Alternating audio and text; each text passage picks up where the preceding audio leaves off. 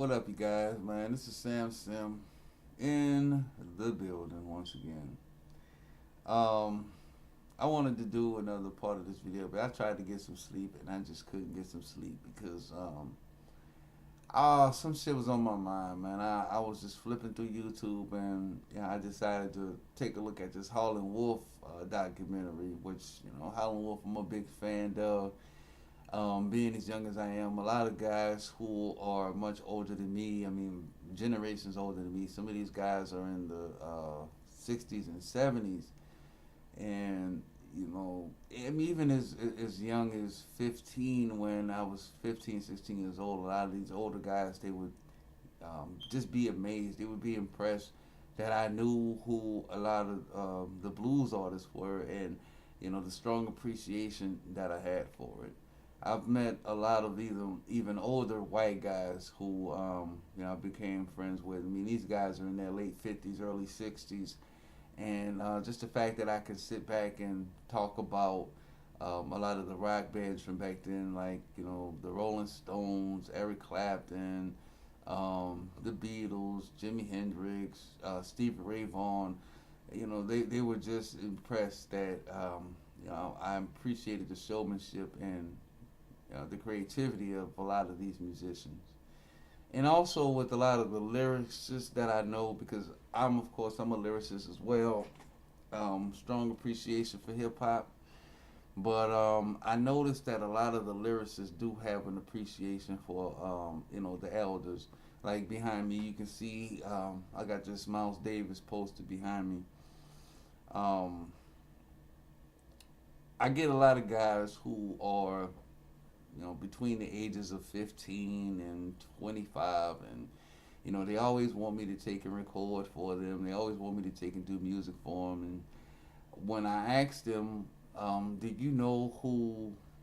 And I do it by generations. I do it by the black genre at the time, and I asked them, I said, well, do you know who the Commodores were? Do you know who the Barcades were? So I'm skipping a generation and I go back to the 70s. So I name a lot of these 70s bands. Do you know who Earth, Wind, and Fire was? And even people my age, I asked them, can you name me one artist that sung with Earth, Wind, and Fire? And they can't tell me. I mean, they have no idea who Maurice White was. They have no idea who Philip Bailey was. And I just say, you know what, I can't work with you, man. I can't work with you because you have no appreciation for music, period. Not even 80s music, they have no appreciation for. Some of these guys can't even recite a Prince song, you know. So it just shows me a lot about how they are. Like, you get the little Uzi Verts, you get these little Yachty, these old Ronald McDonald motherfuckers, these black Ronald McDonald clowns, and when I start talking about them, the first thing they start talking about is, well, you're over 30, look at you, you're old. That has nothing to do with it, man. I mean, when I was 18 years of age, which wasn't long ago, I had appreciation for it, which I still do. I met the last poets in person before Nas had even did a song with them, and I sat there and talked to them, and I explained to them, like, man, I look at you guys as like the first hip hop artists, and I was even surprised even when I was 13 years old. I saw the last poets on Poetic Justice. Niggas are scared of revolution. And I was like, wow. And then it's just find out that Nas did a song with them. I was like, wow. I had the opportunity to actually record with these guys, and I never did it. So, that's why I have no respect for a lot of these young artists. I mean, I can go on and on. I call them out by name: Gucci Man, Waka Flocka.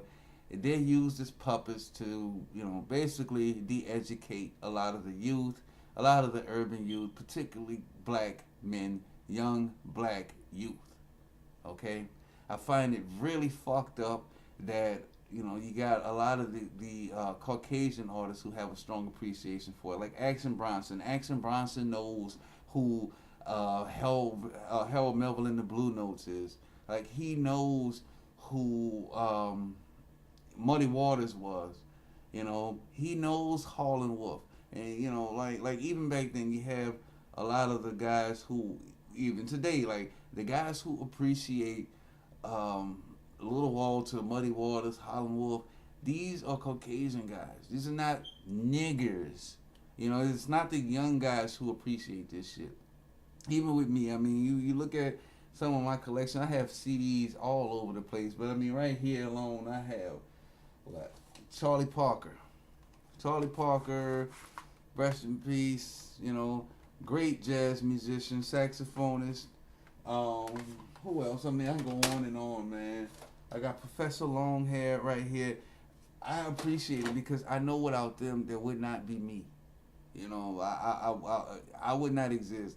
And then I hear people talk about, well, your grandfather played music. That has nothing to do with it. Before my grandfather moved back to New Orleans from, you know, California, I still was playing music. I had mastered the clarinet by then. I was already playing trumpet by then at that time. And my grandfather, when he came, he just extended it even more. You know, he said, you know what, and all of that Dixieland jazz, because I was a big Louis Armstrong fan. You know, especially about Louis Armstrong being from New Orleans. But then he extended my knowledge more on Dizzy Gillespie and Miles Davis. You know what I'm saying?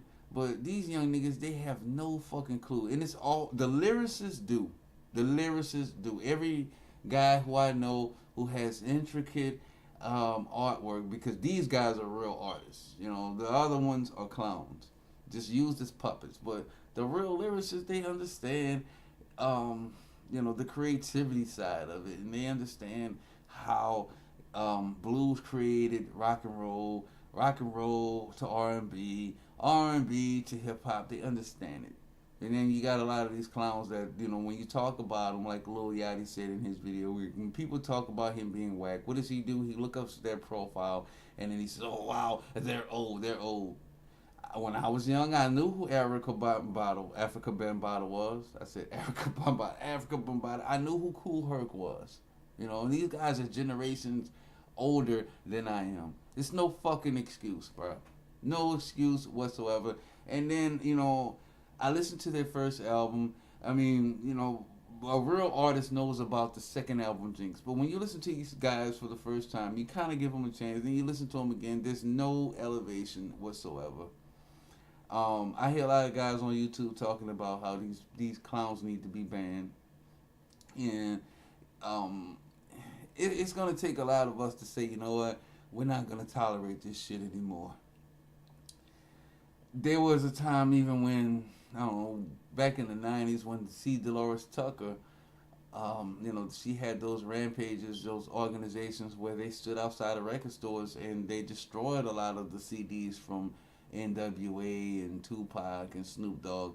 But it wasn't because of the lyricism. It was because of the fact that they were cussing and calling women bitches and hoes. But if you listen to the music back then, they described exactly what bitches and hoes was. Nowadays, it's like it's hard to really to tell the difference. There was a split between bitches and hoes back at that time. But like I said, nowadays, there's a vast majority of women who fall into that criteria. But then you have the guys that's like, there's no accountability on their end as well. You know, it's all about popping Molly. It's all about drinking and smoking weed. And like I said, sure, back in, you know, the 40s and 50s, you know, you had a lot of these juke joints where Howlin' Wolf and, you know, Muddy Waters, all of these guys would play. And, you know, they would drink a lot of corn liquor and they would get drunk and they would still party. But there was still showmanship. There was still creativity. You know, there was still a bond based on it. I mean, I even had my grandfather tell me this one time. Like, when I decided to start writing and doing hip-hop, he associated it with, and rest in peace to my grandfather, man. But he associated it with... the gangster stuff, and it took him, you know, a while. I had to actually sit him down and let him listen to some of the things that I was saying in my music. And I mean, this was an older guy. He died at the age of 70 back in 2009. But you know, we shared a lot in regards to musicianship. Period. He, you know, I had to let him know, like, you know what, no, this is actually taking it to the next level. And then when he heard some of the lyrics and some of the ways that I was putting these words together, he understood it and he appreciated it, you know. But I do not appreciate these young niggas now. I mean, even back when me and my buddies, when we were rap on these different radio stations, when we would get together with these older DJs and they would play a beat, and we would have to rap to it. It was nothing like, oh no, you can't play that beat, I can't rap off of that beat.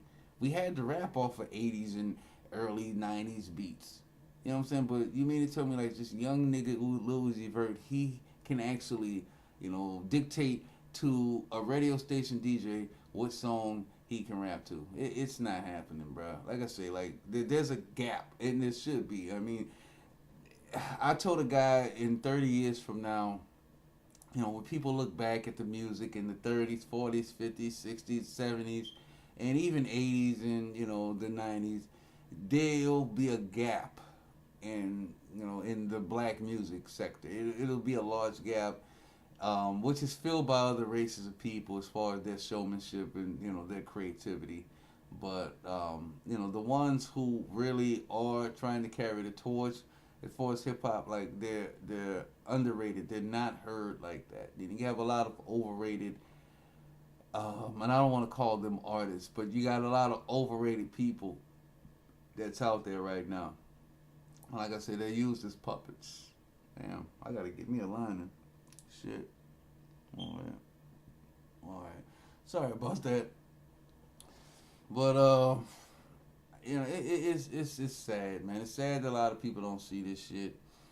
I think the movement should, begin where people start saying, "Look, man, this music is terrible," because it all sounds the same to me. Boom, boom, boom, boom, boom, boom, boom, boom, boom. But got up. Tigers and lions and bears. They got the hairs. These guys are not artists, man. I'm sorry to tell you. I don't see how people can listen to it, and I'm starting to see that change because a lot of the women who I hang with, who are in their early to mid 20s, and when I explain a lot of this to them, they go and they listen to the radio, and then I tend to find them coming back, and then they're like, you know what, you're right, and they don't listen to it. Like a lot of these guys, they're listening to, a lot of these girls, they're listening to 90s music now, or they're digging deep for something else, and that's the way it should be. Like, don't give these guys no fucking credit at all, man. And it's not hate, Like, I mean, that's what they do. Oh, he's hating. This has nothing to do with hate, man. I know how music influenced people. Like going back to Howlin' Wolf, they talk about the blues and how the blues is a reflection of hard times. It's a reflection of not having anything, and this is my state of being right now. I got the blues, and I mean, what is it right now? What's going on now? And like I say, you have a generation back, in the blues era, and even in the early '90s when they talk about the state of black people and the struggle that we're in. And these young niggas now, they talk about, I'm fucked up, living in this fucked up place, or whatever they're talking about. But there's no conscious effort to even get out of the fucking situation. So, with even that being said, there's no respect for them at all. I don't hate them, but I honestly, I don't love them because they don't love anybody else. So I don't care for them. And when you are an artist, because I don't want to use that word, but when you have the influence of a mass majority of people, you have to take accountability. You have to understand that you are an influence to some extent. I mean, I heard Pac say something along those lines, but it's true. I mean, when you have a group, Eminem even knew this shit.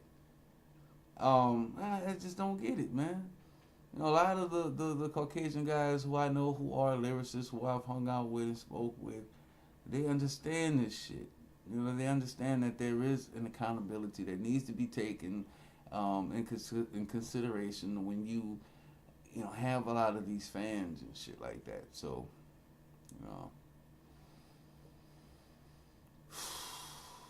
and that's why the black community is gonna always be fucked up the way it is, man. That's sad. I mean, back when I was when I was 13, 14 years old, this is, like I said, this is before, um, I started like really, really hanging out and doing music with older people and shit. Or even started hanging out with guys in their 60s and 70s. And some of these guys are no longer here anymore. They've passed on. But, you know, a lot of the guys would be impressed that I knew who these people were, that I can go back generations. I can go back to the 70s and, I can sit back and talk about all of the mainstream artists back then at that time. I can go back to the 60s and list all the mainstream artists in the 60s and talk about how much they've influenced me. I can go back to the 50s and talk about it. I can go back to the 40s, even as far back as Robert Johnson. And, these young guys, they can't do it. But then they talk about age and they talk about, you know, how the music is changing and all that. And then, you know what, Lil Uzi Vert? It's changing for the worse, bro. And you are one of the biggest reasons why it is. I've read up on his story. And the only reason why he wanted to rap is because somebody else was doing it. And if you look at Lil Wayne, I mean, when he first came out, it was all about, yeah, yeah, yeah, yeah, drop it like it's hot.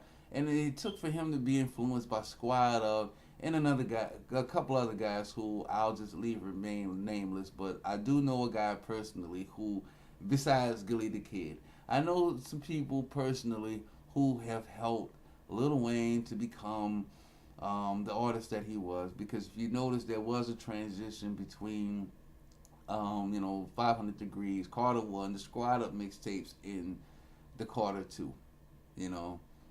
But will I ever give him the credibility as being the greatest rapper alive? Fuck no. Hell no. Hell no. And I always notice that too with a lot of these young niggas. You ask about their top five, and it's just a weak top five. I mean, how could I forget about people who came before me like Ghostface? How could I forget about, I don't know, Rakim? How could I forget about Black Thought? It's crazy that people have these people, these lame motherfuckers in their top five. And it just shows you their background. It shows you, where they're from. And like I said, there's just no fucking accountability whatsoever. These guys are not artists. These guys are fucking clowns, you know. Colored hair, which just really doesn't have anything to do with it. I mean, you have a lot of artists who use their creativity and they may do certain things to themselves, to express their creativity. But a lot of these guys, man, they ain't talking about shit but how much I got. I got more bitches than you. I've got more money than you. I'm popping Molly. Blah, blah, blah, Sad, man. So, maybe I can get me some sleep now. That shit was on my mind real heavy. Real heavy.